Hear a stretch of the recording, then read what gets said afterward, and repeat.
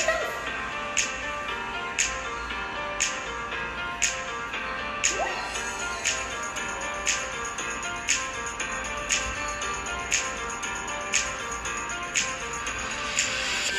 le party, Coco! Good lad, j'aime de voir ton beau visage. Mais oui, allô, Coco! Allô, mais oui, mais dis-leur allô à eux, pas à moi.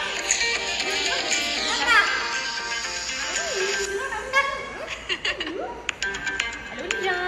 Bonjour, bonjour! Allô! Donc aujourd'hui, vous savez, pour ceux qui ont vu la programmation des lives de la semaine, on a une entrevue spéciale avec Coco. Donc, on va parler un petit peu du cacatoès à queue blanche. On va en parler un petit peu. Puis aussi, on va parler de toutes les espèces animales sauvages qu'on n'a pas nécessairement au refuge parce que, ben, on a eu beaucoup de demandes. Hein? Parfois, on vous demande de répondre en commentaire quel animal vous aimeriez qu'on vous présente. Puis, c'est arrivé à quelques reprises que des personnes nous ont demandé des animaux un peu plus sauvages. Fait qu'aujourd'hui, on va tester les connaissances scientifiques de Coco sur ces animaux. Est-ce que t'es prêt, Coco? On se brûle. On prend du brûle. Ok, Coco, on déménage ton perchoir, mais tu restes avec moi pour faire changement. Ici, qui est un descendre dans ma main, dans ce petit. Ici. Ok. Coco, viens, il est ici. Viens voir les gens, tu veux rester sur ton perchoir, pourquoi? Depuis quand t'es gêné? Hein? Depuis quand t'es gêné? Fait qu'on va faire un petit bout avec Coco. Puis quand on va sentir qu'il est plus trop là, hein, on va utiliser son excitation pour le faire répondre à mes super questions. Qu'est-ce que t'en penses, Coco? Est-ce que t'es d'accord avec ça? Es-tu d'accord avec ça? Hein? Oui?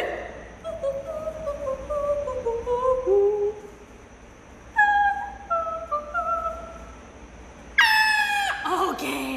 Parfait! Donc, Coco, comme vous le savez, ben, c'est un cacatoès à huppe blanche qu'on appelle aussi un cacatoès alba. Et là, il veut vraiment retourner sur son perchoir. Il est donc bien dessus. Je vais l'amener derrière moi. Laisse-moi 3 secondes d'écart, Coco. Et là, c'est mon chum. Tu veux y aller dessus? Vas-y. Vas-y, il n'y a pas de problème. Donc, les cacatoès, hein, qui sont des perroquets qui vivent assez longtemps. Hein, Coco peut vivre 50, voire 70 ans. Donc, c'est un animal qui vit vraiment très longtemps. Et c'est un enfant dans sa tête. Donc, lui, il a grosso modo là, 3 à 5 ans d'âge mental. Qu'est-ce que ça signifie? Ça signifie quelqu'un qui est dans son Terrible 2 pendant 60 ans. C'est vraiment terrible. Hein? Donc, quand ils décident qu'ils ont des passes, là, où ils sont excités, qui crient, ben ça peut durer très longtemps. Et là, vous voyez qu'il est super excité. Hein? Ça, il faut faire attention avec les perroquets. Donc, les cacatoès, ils adorent s'exciter. C'est vraiment leur façon d'attirer notre attention à nous. Mais plus ils s'excitent, plus ils peuvent devenir dangereux. Parce que si vous regardez bien Coco, hein, regardez son gros bec. Coco, le bec, de l'autre côté. Montre ton bec. L'autre bord. Regarde. Si vous regardez son gros bec ici, ben en fait, il va servir à briser du bois. Donc, dans la nature, c'est vraiment ce qu'il va faire avec ses partenaires. Hein? Il va briser des branches. Donc, un cacatoès excité, des fois, ils sont tellement dans leur bulle que, ben, ils se rendent pas compte, là, ils décident de nous croquer et ça peut faire quand même des dommages. Donc, il faut vraiment être en mesure de les ramener à l'ordre lorsqu'ils sont trop excités pour éviter qu'il y ait des accidents. Les cacatoès, dans la nature, ce sont des animaux qui vont vivre en groupe d'environ une vingtaine d'individus. Tu fais le fou, Coco? T'es fou? Hein? T'es un peu fou, oui. Tourne-toi, au moins que les gens voient ta belle danse, là. Ah, donc, ça va vivre dans des groupes d'environ une vingtaine d'individus. Ce qui veut dire qu'en captivité, bien rare qu'on adopte 20 cacatoès en même temps si on veut garder une santé mentale pas trop maganée. Donc, quand on adopte un cacatoès à la maison, ben, il faut considérer que lui, ben, il joue son propre rôle et nous, on doit jouer le rôle des 19 autres individus qui, normalement, il aurait dans son groupe. Qu'est-ce qu'ils font dans la journée, les cacatoès, Coco? Est-ce que tu veux le dire aux gens? Qu'est-ce que vous faites dans la journée, vous, les cacatoès? Qu'est-ce que tu fais dans la journée, Coco? Est-ce que tu lisses tes plumes? Est-ce que tu prends des bains? Est-ce que tu manges? Est-ce que tu joues? Toutes ces réponses sont bonnes en passant. Hein? Donc, c'est tout ce qu'il va faire, le cacatoès, lorsqu'il est... N'en mange pas les feuilles, c'est pas fait pour être mangés sont en plastique, c'est de la décoration. Donc, les cacatoès vont vraiment faire toutes ces choses pendant la nature. Et donc, lorsqu'on l'a en captivité, bien, nous, on doit être les 19 autres cacatoès. Donc, on doit le flatter, on doit lui donner son bain, on doit jouer avec lui, on doit le stimuler sans fin. Pourquoi c'est important de stimuler les perroquets, en fait? C'est que ce sont des animaux qui sont intelligents, comme je vous l'ai mentionné, 2 à 3 ans d'âge mental, ce qui fait que s'ils manquent de stimulation, bien, ils peuvent devenir dépressifs. Et un cacatoès dépressif, qu'est-ce que ça fait? Bien, ça s'arrache des plumes. Hein? Donc, on appelle ça du piquage. Il y a beaucoup de perroquets, en fait, qui font souvent ça, les cacatoès, les gris d'Afrique, là, c'est dans les plus intelligents. Donc, c'est parmi ceux-là qu'on va retrouver beaucoup le phénomène du piquage. Donc, chez les gros perroquets, dirais-je. Peux-tu ne pas manger mon bouton, s'il te plaît, Coco? Regarde qu'est-ce que je t'ai amené là. Hein? Donc, Coco, il mange plusieurs choses. Notamment, Coco aime beaucoup manger des toasts au beurre de pinot. Hein? Quand on se fait des toasts au beurre de pinot le matin, on n'a pas le choix. Il faut partager un bout avec Coco. Parce que lui, il aime ça. Puis il nous le fait savoir quand il veut avoir des toasts au beurre de pinot. Pourquoi tu veux manger mes décorations, petit tannant? Hein? Donc, c'est ça, avoir un cacatoès en fait à la maison.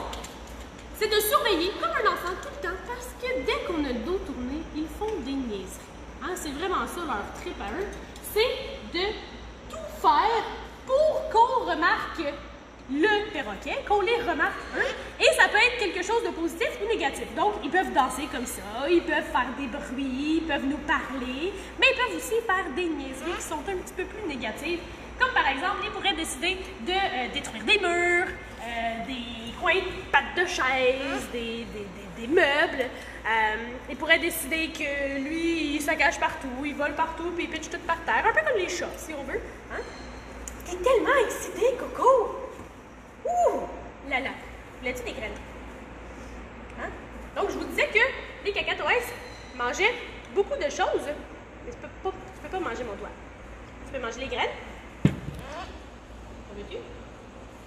Ils mangent beaucoup de choses, donc évidemment dans la nature, ils vont beaucoup manger toutes sortes de graines de noix. Ils vont également manger des fruits. Donc en captivité, c'est bien important de leur donner une alimentation qui est variée. Donc ce que je lui donne ici, les petites graines de tournesol, en fait, c'est un peu comme une gâterie. Hein? Donc c'est vraiment pas ça qu'ils vont manger tout le temps. Ils vont vraiment avoir une petite moulée qui est très très nutritive pour eux. Mais c'est important quand même de les récompenser avec des petites gâteries quand ils font des bonnes choses. Ah, Coco! Si tu vas là-dessus, ça va tomber. Ouais, tu t'en rends compte que c'est un peu mou? Hein? Tu t'en rends compte que c'est un peu mou, mon chum? Bon, hein, spécial Coco. Coco, il décide qu'il fait des niaiseries. Oui. S'il te plaît.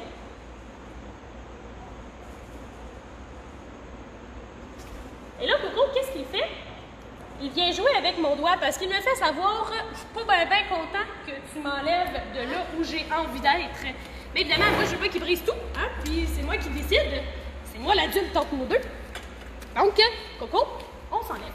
Si vous avez des questions hein, par rapport à Coco ou par rapport aux petits animaux dont je vais vous parler aujourd'hui, n'hésitez surtout pas là. Coco? Oh, ça c'est intéressant. On a une question, allons-y. Oui, on a plusieurs salutations. Donc, allô André, Zachary, Olivier. Puis on a Julie aussi. Puis on a une question de Océane Levasseur. Enfin, il y a combien de sortes de cacatoès? Combien de sortes de cacatoès? En fait, il y en a vraiment beaucoup. Je t'avouerais que dans les cacatoès les plus répandus, donc ce qu'on va avoir en captivité, là, on va parler beaucoup du cacatoès alba, comme lui, cacatoès des Moluques, qui vont avoir la huppe un peu rosée, le cacatoès soufre, qui va avoir la petite pupette toute jaune, et le cacatoès de Goffin, donc qui est un petit peu plus petit comme cacatoès.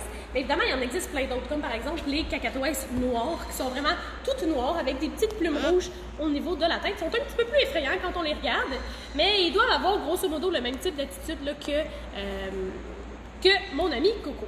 Là, Coco, est-ce que tu es coopératif si je te pose des questions sur les animaux?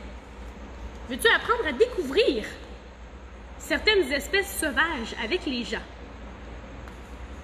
Il est trop occupé à manger, Coco. Ben, on va y aller de ce pas. Si vous connaissez les réponses à mes questions ou que c'est des nouveaux faits que vous ne saviez pas, parce que j'ai quelques fun facts, j'ai quelques questions, en fait, n'hésitez pas à les écrire en commentaire. Ça va me faire super plaisir de savoir là, où vous en êtes puis de vous répondre, évidemment. Donc, Coco, est-ce qu'on teste tes connaissances? Allons-y, je pêche une image. Juste ici, j'ai plein de petites images sur différents animaux. Coco? Oh! Regarde ça. Est-ce que tu connais ça? Hein, Coco? Donc ça, c'est un félin, hein? Donc un animal qui fait partie de la même famille que les lions, les tigres, les chats, etc. Hein, Coco? Regarde. Est-ce que tu sais comment on l'appelle? Non, on ne le mange pas pour l'appeler. Hein?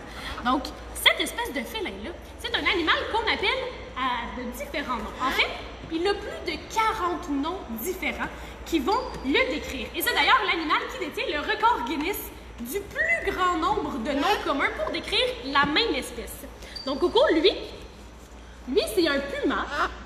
On l'appelle aussi un cougar. Est-ce que tu veux le dire? Puma. Puma.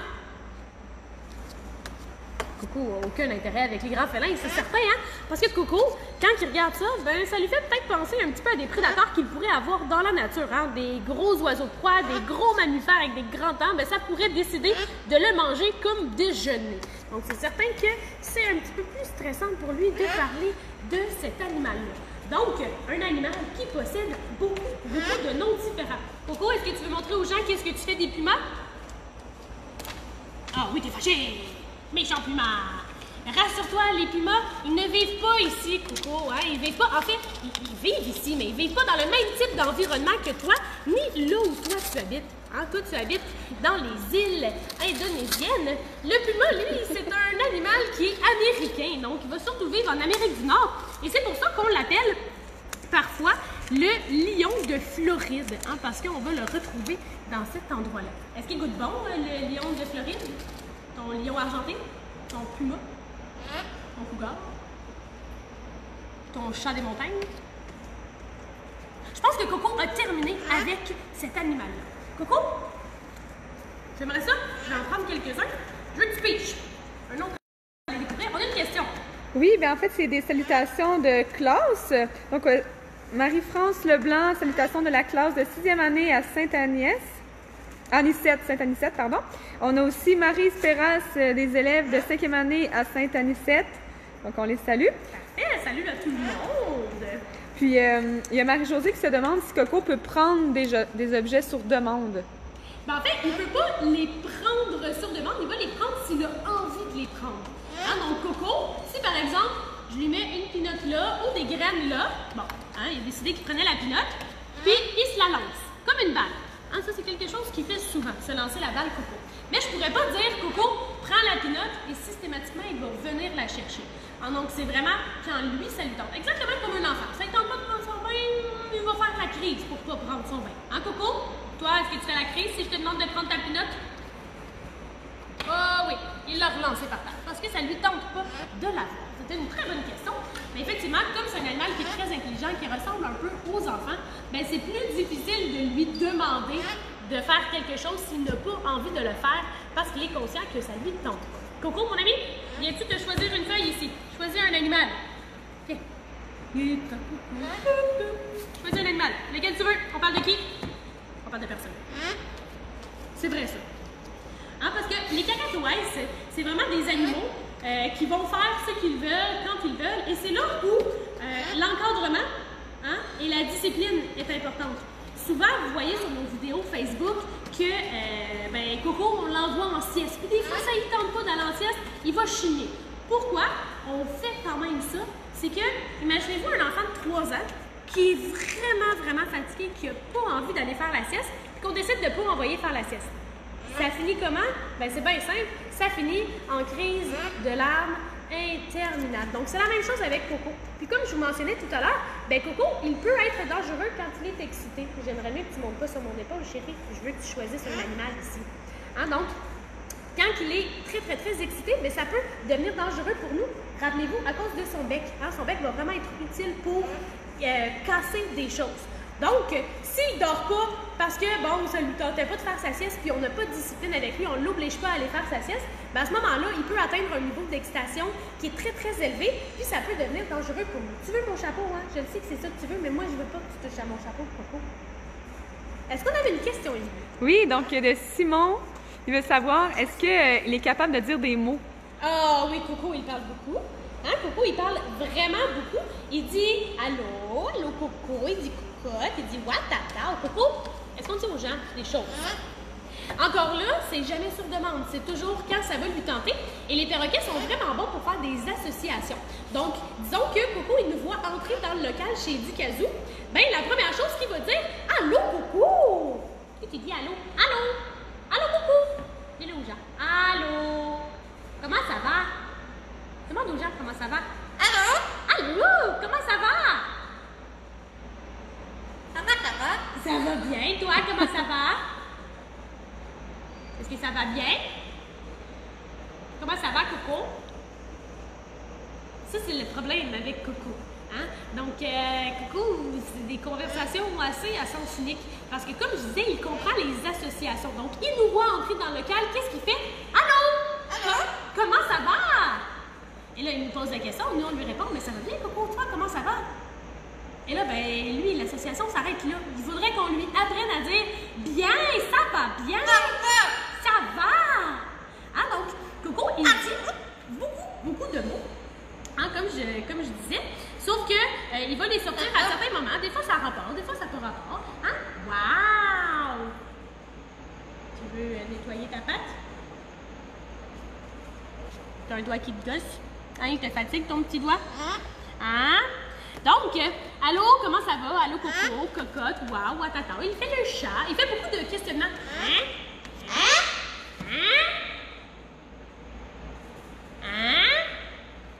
Mais sa façon de communiquer, ça ne sera pas nécessairement par la voix tout le temps. Aïe, ça, il aime ça, dire ça. Maman! Papa! Hein, ça, là, c'est mon préféré. Comme les enfants, c'est ça que je vous dis, c'est un enfant. Quand il y a quelque chose qu'il veut, maman! Maman!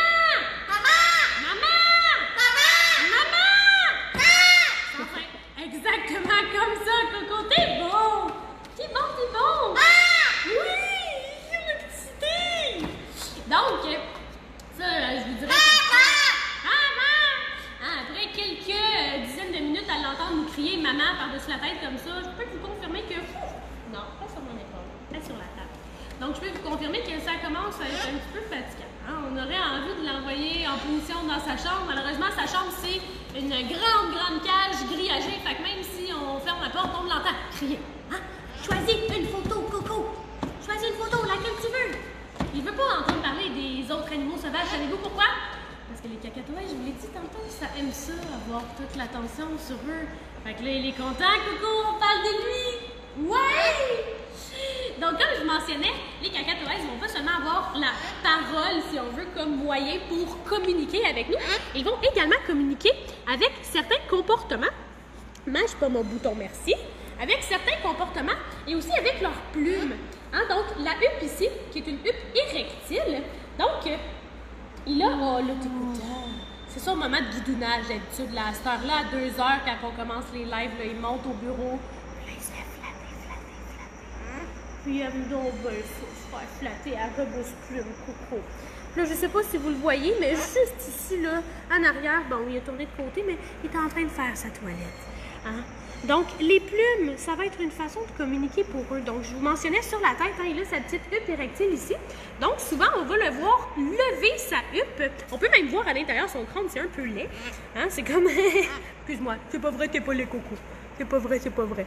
Hein, donc, c'est vraiment comme de la peau. Ici, c'est totalement dégarni de plumes. Il veut vraiment pas, je vous montre, parce que j'ai dit que c'était laid. C'est un peu comme s'il était chauve, puis qu'il y avait juste une petite couronne de plumes en avant.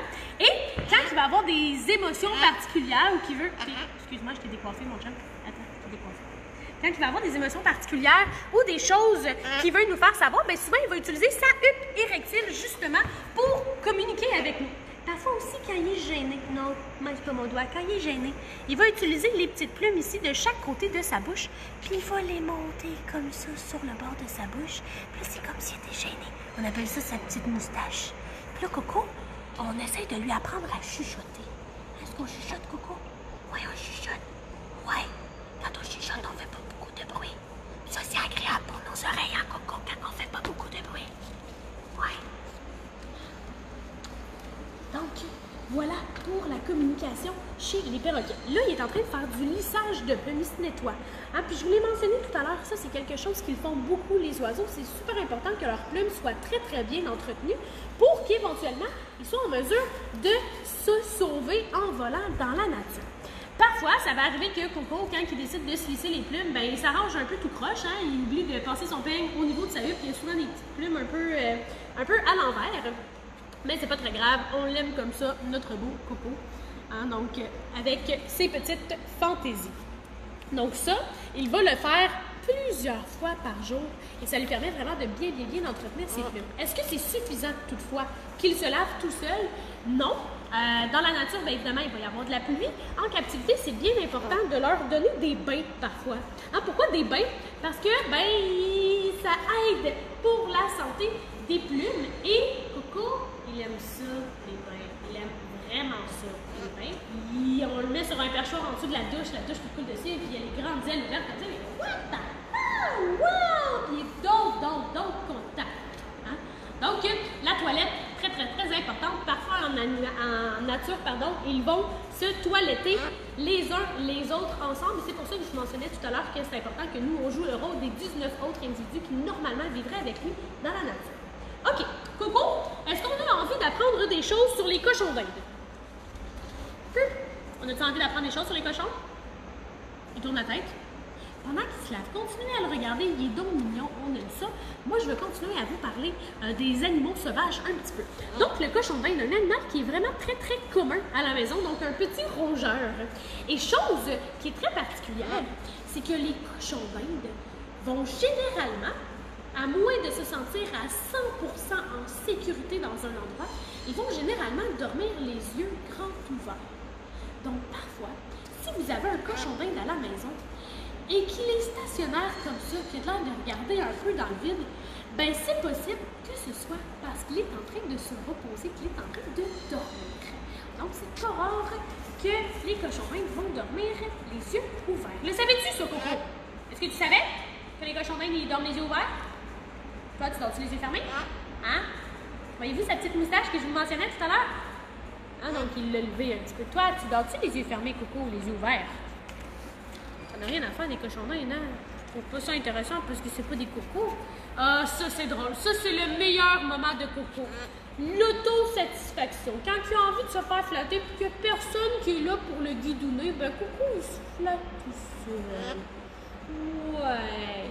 Il est délicat. Il se flatte, il aime donc bien ça. Puis c'est souvent dans ces conditions-là, en fait, qu'il va se ramasser avec des plumes un peu tout croche partout sur son plumage. Hein? Est-ce que tu as envie, moi, que je vienne te guidouner? Okay. Tiens, je vais te flatter un petit peu. Ah, qu'est-ce que je disais pour les plumes tout croche? C'est un très beau, très bel exemple. Ah, pied-ta. On veut se coller. Ouais, on colle puis on se flatte. Ouais, on flatte. Et là, Coco, il adore ça, ces petits moments-là. Ah, c'est vraiment des moments qui sont super importants. Puis ça aide à renforcer le lien entre notre perroquet, hein, qui est un enfant, on se rappelle, donc le besoin d'avoir un fort lien d'attachement avec nous, et nous, évidemment, le maître. Ah, oh ouais, on flatte les ailes, Est-ce qu'il y avait une question, Émilie? Il y a Nathalie Huot avec sa classe de 6e année à l'école Horizon Soleil à Saint-Jérôme, qu'on salue. Salut! On a aussi la classe de Vicky. Allô, Vicky? Puis les petites questions, en fait, on a Bradley qui aimerait savoir si c'est le genre à s'échapper. Le genre à s'échapper. OK. Ben, je te dirais que en captivité, non. Pour quelle raison? C'est que Coco, il aime donc ça, être collé avec nous. Hein, c'est son moment préféré de la journée. Il a besoin d'être avec nous. Il est trop dépendant affectif. Donc, s'il s'échappait, il se ramasserait tout seul. Puis, non seulement il n'y aurait pas d'amour, hein, il n'y aurait pas d'autres amis comme lui, mais en plus, il n'aurait pas la capacité de trouver de la nourriture ou de l'eau qui est adéquate pour sa survie à lui. Donc, c'est certain que ça ne serait pas idéal pour lui de s'échapper. Une chose qui est particulière, c'est que souvent, les perroquets en captivité vont être beaucoup plus gros et lourds que les perroquets qui vivent en nature. Ce qui fait que... Ce qui fait que, comme ils sont plus gros et plus lourds, bien souvent, ils vont être moins portés à se déplacer en volant. Ça va être plutôt en marchant qu'ils vont se déplacer, comme on voit Coco faire depuis tout à l'heure. Là, il se promène d'un bord puis de l'autre. Fais pas des trous dans ma chemise, s'il te plaît, mon Oui. Oui, donc une élève à Vicky, Maude, aimerait savoir comment on fait pour différencier le mâle et le femelle chez les cacatoès. Ah, ben ça, en fait, c'est assez difficile. Il faut dire que chez les perroquets, généralement, le mâle et la femelle sont assez similaires. Chez majoritairement les autres oiseaux, le mâle va avoir des couleurs qui sont plus vives, justement pour séduire la femelle. Chez les perroquets, c'est plus difficile de faire la distinction entre mâle et femelle. Tu veux, j'arrête? C'est correct, je vais aller te flatter ici. C'est plus difficile de faire la distinction. Le truc ultime, ça va être un test ADN avec une prise de sang, parce que c'est par le sang qu'on est en mesure de savoir si un oiseau est un mâle ou une femelle. Ou encore, on va faire un test du cloaque. Donc, le cloaque qui est leur orifice d'excrétion, de reproduction et tout. Et ce que le vétérinaire va faire, parce que son déconseille fortement de le faire vous-même à la maison. Donc, le vétérinaire, ben, il va aller valider en mettant ses doigts dans le cloaque si c'est un mâle ou une femelle, tout simplement. Merci pour la question. Oui! Oui, Marianne aimerait savoir si Coco a des prédateurs. Ah oui, bien comme je l'ai mentionné, Marianne, tout à l'heure, tu n'as pas vu ce qui est arrivé au puma. Hein? Aujourd'hui, on a décidé de faire, avec la collaboration de Coco, évidemment, de faire un petit live spécial en parlant d'autres espèces animales qui sont plus sauvages. Et Coco a passé le puma au cache, hein, et il l'a déchiqueté complètement parce qu'il lui fait peur. Je lui ai mentionné, le puma habite en Amérique, toi tu habites en Indonésie, il n'y a pas de danger, mais il n'a pas aimé ça. Donc, on peut supposer que les gros prédateurs, les gros mammifères, ça peut être des prédateurs des cacatoès. On pourrait parler aussi de plus gros oiseaux, des oiseaux de proie par exemple, ou encore des reptiles, malgré que les reptiles, c'est peut-être un petit peu moins commun parce que justement, c'est un oiseau qui va vivre souvent en hauteur des arbres. Est-ce qu'on avait d'autres questions? Non, c'est bon. Super. Coco, est-ce que tu aimerais ça qu'on parle de la murène? Ah, regarde la murène, c'est laid, hein? Est-ce que tu trouves ça laid, la murène? Oui, c'est laid. Regardez, qu'est-ce que c'est une murène? C'est les deux espèces de poissons que la vilaine Ursula dans La Petite Sirène a comme animal de compagnie. Hein? Donc, c'est une sorte de poisson qui est fait allongé. Donc, un peu comme une anguille, si on veut. Et cette espèce de poisson-là est très redoutable. Et là, on est donc content que Coco n'ait pas les mêmes caractéristiques que la murène parce qu'elle, lorsqu'elle veut manger quelque chose, elle va ouvrir grand sa bouche et à l'intérieur de sa bouche se cache une deuxième mâchoire. Donc, elle ouvre grand sa bouche, puis il y a une autre plus petite bouche qui va venir agripper la proie, qui va rentrer le tout à l'intérieur et ensuite, elle va refermer sa bouche. Donc, une double mâchoire, oh là là! Hein? Coco, s'il fallait qu'il y ait un double bec, ça casserait du bois vraiment, vraiment beaucoup, puis nos doigts, ils passeraient au cache un petit peu. Est-ce qu'on avait des questions, Émilie? Oui, donc 2 questions. Il y a Marie-Josée qui voulait savoir par rapport à Coco, si Coco entend un bruit de piano, est-ce qu'il chante? Ah, OK. Coco, c'est un cacatoès qui aime beaucoup la musique douce. Sa chanteuse préférée, c'est Céline Dion. Il adore Céline Dion. Mais du moment qu'il y a de la musique douce, Coco, il va faire la, la, la, la, la, tu sais, il va chanter. C'est pas nécessairement mélodieux, hein? Le piano est fort probablement plus mélodieux que Coco qui chante, mais c'est très drôle, très mignon.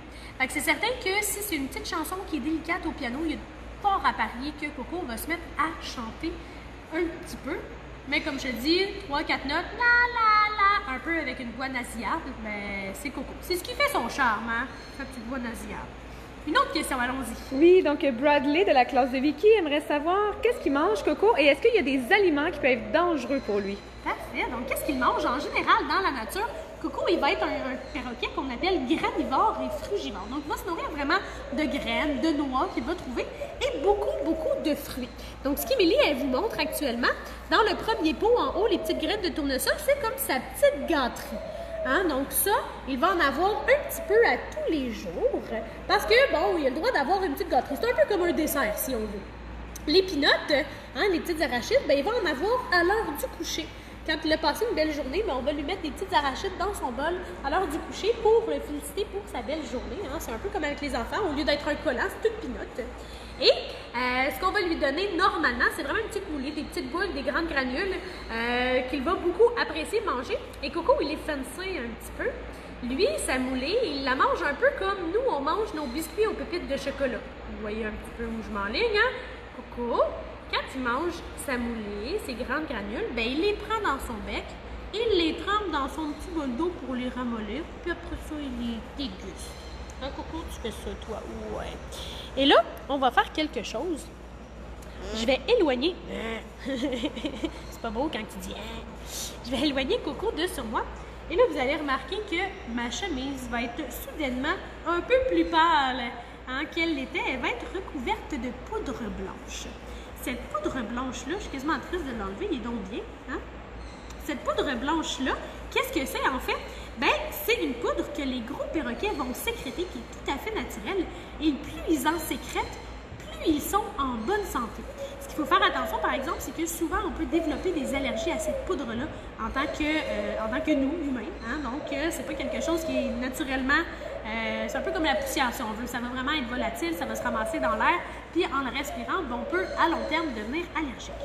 Coco, tu es d'accord qu'on se déplace un petit peu? Voyez-vous à quel point je suis toute blanche ici? Hein? C'est vraiment la poudre que Coco va sécréter. Hein? C'est la poudre que tu sécrètes. Là, Coco, ça va être déjà le temps de se quitter. Ah! Non, on dit bye-bye dans ce temps-là. Bye-bye! Ben non, pas tout de suite. Avant, on va poser une autre question aux gens, OK? Regardez, on va leur demander, et là, je veux que vous me répondiez en commentaire à cette question-là. Je vais venir vous donner la réponse en commentaire également. Donc, Coco, toi, qu'est-ce que tu en penses? Non, non, mange-le pas, mon zèbre. Je veux pas que tu manges, je vais te le donner après. Tu pourras le manger quand j'ai fini de poser la question, d'accord? Après la question. Donc, les zèbres. Coco, écoute. D'après vous, est-ce que ce sont des animaux qui sont blancs avec des rayures noires? Attends. Ou noirs avec des rayures blanches? Donc, ouais, Coco, les cocos. Hein? T'en penses quoi, toi, blanc ou noir? Non, pas comment ça va, blanc ou noir? Ils sont blancs avec des rayures noires ou noirs avec des rayures blanches, Coco? Hein, quand je parlais de façon de communiquer, ça, c'en est une pas pire. Hein? Pourquoi il fait ça? Ben, on comprend pas toujours. Hein? Qu'est-ce qu'il lui prend, Coco? Ça va arriver qu'il fait son petit capitaine comme ça. Donc, répondant en commentaire. T'es-tu fâché, Coco? Ah non, t'es pas fâché. Dis-moi pas. Pourquoi ça, t'es fâché? Ça n'a pas d'allure. C'est quoi qui te fâche comme ça? Ah, ça te fâche de pas connaître la réponse? Ah, Coco? C'est ça qui te fâche? Parce que tu connais pas la réponse? Et là, là.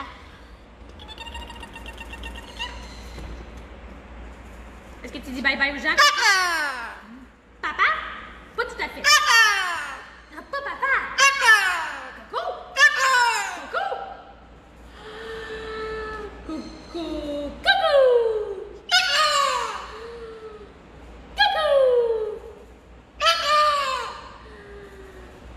Coucou. Ça, c'est le genre de choses qu'on peut faire très longtemps. Hein, et ça ne jamais faire ça.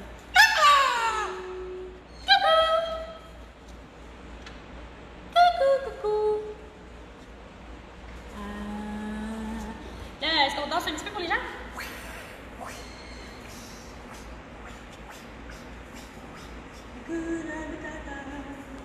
Mais quelle phrase magnifique! Hakuna Matata, quel chant fantastique! Ce mot signifie Tu vivras ta vie sans aucun souci. Philosophie, Hakuna Matata.